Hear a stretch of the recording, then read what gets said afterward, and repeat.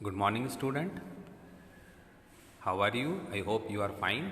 और आज हम इस चैप्टर में और प्रेजेंटेशन में हम डिस्कस करेंगे ह्यूमन रेस्पिरेटरी सिस्टम को और जानेंगे इसके पार्ट्स और इसके फंक्शंस को। हाँ, तो सबसे पहले इसके पार्ट्स को डिस्कस कर लेते हैं।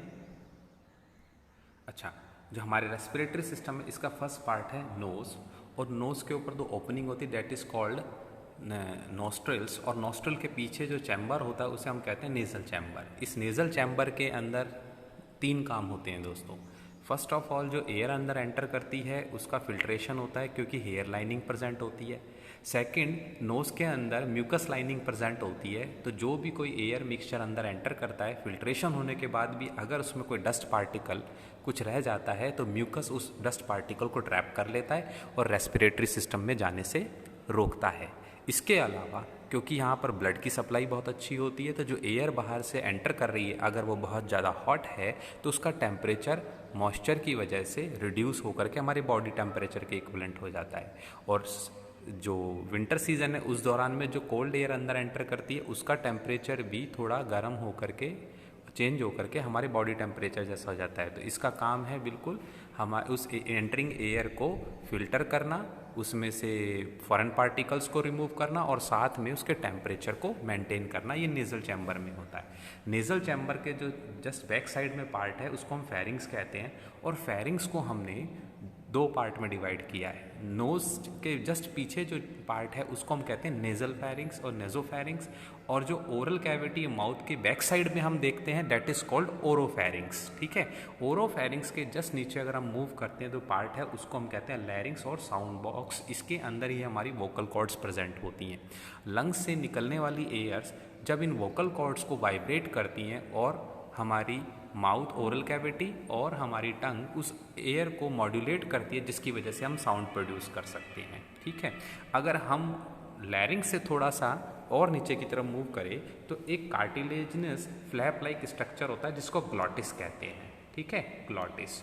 और एपिग्लॉटिस क्या करता है? ये जो फ्लैप लाइक स्ट्रक्चर है ये हमारी ईसोफेगस और विंड पाइप यानी ट्रैकिया दोनों की ओपनिंग को गार्ड करता है।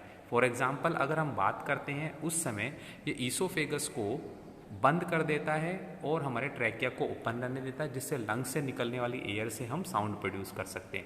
लेकिन जब हम स्वेलोइंग करते हैं या पानी पीते हैं या खाना खाते हैं तो उस दौरान क्या होता है, एपिग्लॉटिस हमारे ट्रैकिया को बंद कर देता है और ईसोफेगस एरिया को ओपन कर देता है। तो इस तरीके से ही हमें प्रोटेक्ट करता है कि कोई भी फॉरेन पार्टिकल हमारे लंग्स में एंटर ना करें और जो भी हम कंज्यूम करें वो सिर्फ ईसोफेगस में जाए। ठीक है, इसीलिए फर्स्ट रोल कि हमें खाना खाते समय बिल्कुल बात नहीं करनी चाहिए, क्योंकि कभी कभार कुछ पार्टिकल्स अगर लंग्स में एंटर हो जाते हैं तो उससे हमें प्रॉब्लम और इरिटेशन हो जाती है। ओके, नेक्स्ट पार्ट की हम डिस्कस करते हैं, बात करते हैं ट्रैकिया। बेसिकली ये हमारे एपिग्लॉटिस से शुरू होकर के थोरैसिक की फिफ्थ वर्टिब्रा जो होती है वहाँ तक चलता है, और ये कार्टिलेज से बना होता है। कार्टिलेज जो इसमें होती हैं उनकी शेप सी शेप होती हैं, और ये एक के ऊपर एक कार्टिलेज अरेंज होती हैं और ये बहुत ही स्ट्रांग होती है। ये स्ट्रांग इसलिए होते हैं कि ड्यूरिंग द फोर्सफुल ब्रीथिंग ये कोलैप्स ना कर जाए।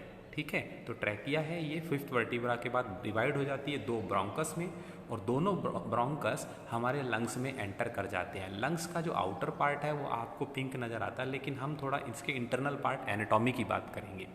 लंग्स में ब्रोंकस एंटर होने के बाद primary bronchus, then secondary bronchus और टर्चरी ब्रोंक्यूल्स में डिवाइड हो जाती है। इन टर्चरी ब्रोंक्यूल्स का जो लास्ट पार्ट होता है वो राउंड राउंड स्ट्रक्चर्स होते हैं जो स्वलन पार्ट होते हैं, जिन्हें हम कहते हैं एल्वियोलर सैक। और एल्वियोलर सैक के ऊपर ही हमारी जो आर्टरीज होती हैं कंटिन्यूसली डिवाइड होकर के कैपिलरीज का एक नेटवर्क बनाती हैं, और ये नेटवर्क इन एल्वियोलाइज को कवर कर लेता है। और फाइनली जो गैसेज एक्सचेंज होता है वो इस एल्वियोलर सैक और जो कैपिलरीज ब्लड है इनके बीच में ही होता है। ठीक है, तो ये हमें ध्यान रखना है। एल्वियोलर सैक मैं आपको फोर्थ स्लाइड में एल्वियोलर सैक का डायग्राम शो करूँगा और वहाँ पर उसको दोबारा एक्सप्लेन करूँगा। अब हम बात करते हैं लंग्स की। तो लंग्स हमारे स्ट्रक्चर्स हैं ट्रायंगुलर शेप के हैं, ओके। और इनके ऊपर एक कवरिंग होती है, डबल लेयर कवरिंग होती है, जिसको हम कहते हैं प्लूरल मेम्ब्रेन। और लंग्स और प्लूरल मेम्ब्रेन के बीच में एक फ्लूइड होता है, that is called pleural fluid. इस प्लूरल फ्लूइड का भी बहुत इंपॉर्टेंट फंक्शन है। प्लूरल फ्लूइड हमारे लंग्स के आउटर कवरिंग को मॉइस्ट रखता है, और इसके अलावा ये फ्रिक्शन को रिड्यूस करता है, और कभी कभार जर्क लगने पर ये लंग्स को इंजर्ड होने से सेव करता है, ठीक है, बचाता है। इसके अलावा आउटर कवरिंग है हमारी रिब केज, जो मिलकर बनी है 12 pair of vertebra in the both the direction. Back side में 12 हमारी वर्टिब्राज होती हैं, जो कि बैक साइड में सपोर्ट करती है, जॉइन होती है हमारी रिब्स के साथ में। और फ्रंट में एक प्लेटलेस लॉन्ग बोन होती है, दैट इज कॉल्ड स्टर्नम। तो इस तरीके से जो हमारा रिब केज बनता है वो बनता है फ्रंट में स्टर्नम, लेटरल साइड के अंदर हमारी रिब्स हो गई हैं 12 पेयर, और बैक साइड में हमारी वर्टिब्राज हो गई है, रीढ़ की हड्डी हो गई है, 12 होती है, ठीक है। और लोअर डायरेक्शन के अंदर हमारे डायफ्राम होता है। ये पूरा एक लॉन्गेस्ट मसल है जो हमारे रिब केज को एब्डोमिनल कैविटी से अलग करती है और रेस्पिरेशन में सपोर्ट करती है, ठीक है। तो डायफ्राम का हमें ध्यान रखना है, ये रेस्पिरेटरी सपोर्टिव मसल है। आप डायग्राम्स भी देख सकते हैं, आपके सामने हैं, okay. Let us move on the next slide. अच्छा, अगर हम बात करें ब्रीथिंग एंड रेस्पिरेटरी सिस्टम की, तो ब्रीथिंग क्या है? Basically it is the process of inhalation and exhalation of air in respiratory tract. Breathing एक बेसिकली एक फिजिकल प्रोसेस है, और ब्रीथिंग में हम क्या इनहेल करते हैं? हम गैसेस का मिक्सचर इनहेल करते हैं, जिसके अंदर ऑक्सीजन 21% होती है और नाइट्रोजन 78% होती है, और कार्बन डाइऑक्साइड जो होता है वो 0.04% होता है। इसमें सब न्यूट्रल गैसेस भी प्रेजेंट होती है। तो ब्रीथिंग एक तरीके से हम कहेंगे एक फिजिकल प्रोसेस है। जनरली हम इसको रेस्पिरेशन भी कह सकते हैं, लेकिन रेस्पिरेशन को अगर हम बेसिकली डीपली समझना चाहें तो रेस्पिरेशन का मीनिंग है exchange of gases, basically oxygen and CO2 at cellular level in between which cell and blood. हाँ, तो जो अभी हम मिक्सचर ऑफ गैसेस लेते हैं उसमें से ऑक्सीजन ही सिर्फ हमारे ब्लड में डिफ्यूज़ होती है, और फाइनली ये ऑक्सीजन ब्लड हमारा ले जा कर के हमारे सेल्स और टिश्यूज़ में पहुंचा देता है। वहाँ जो रेस्पिरेटरी जो हमारा पिगमेंट है, हीमोग्लोबिन है, उसके साथ ऑक्सीजन ज्वाइन होती है, और ये जब फिर टिश्यू लेवल पे पहुंचता है तो ऑक्सीजन ब्लड में से डिफ्यूज़ हो जाती है सेल्स के अंदर, और सेल्स में जो ऑलरेडी CO2 बनी है रेस्पिरेशन से या फूड के ब्रेकडाउन से या किसी एक्टिविटी से, वो सेल में से उस ब्लड में वापस डिफ्यूज़ हो जाती है, और जो ऑक्सी हीमोग्लोबिन है वो कार्बोक्सी हीमोग्लोबिन बन जाता है। तो इस तरीके से जो एक्सचेंज ऑफ गैसेज होता है ये सेलुलर लेवल पे होता है।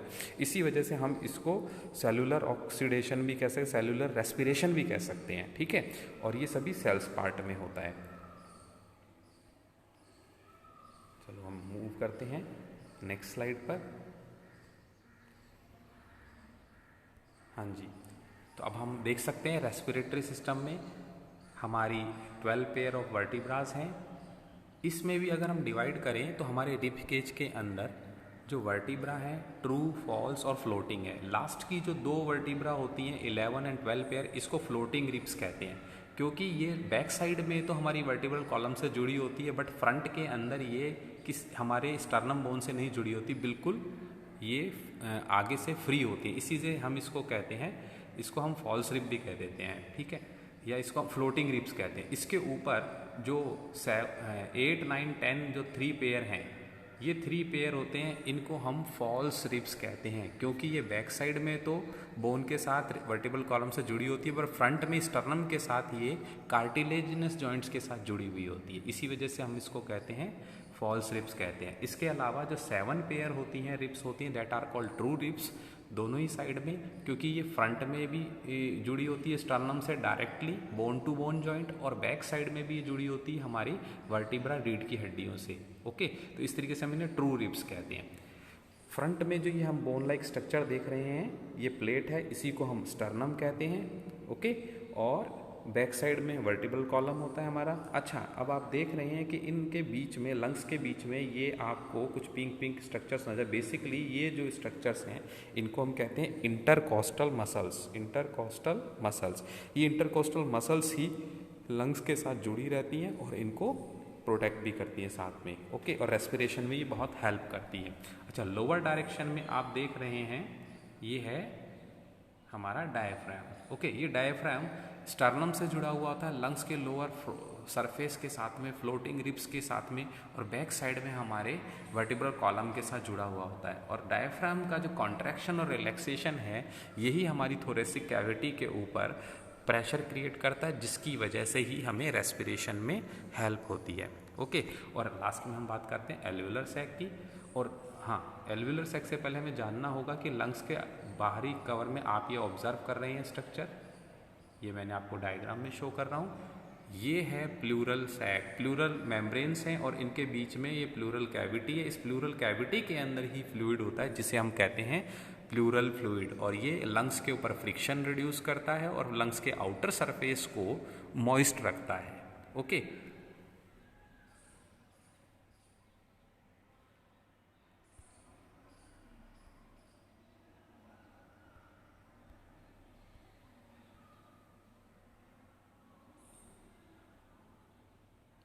हाँ, तो आशा करता हूँ आपको ये प्रेजेंटेशन अच्छी लगी होगी। अगर आपको अच्छी लगे तो प्लीज़ लाइक दें और सब्सक्राइब करें मेरे चैनल को द अल्टीमेट क्लासेस, और मेरा नाम है D Bhavani Singh. Thank you, have a nice day.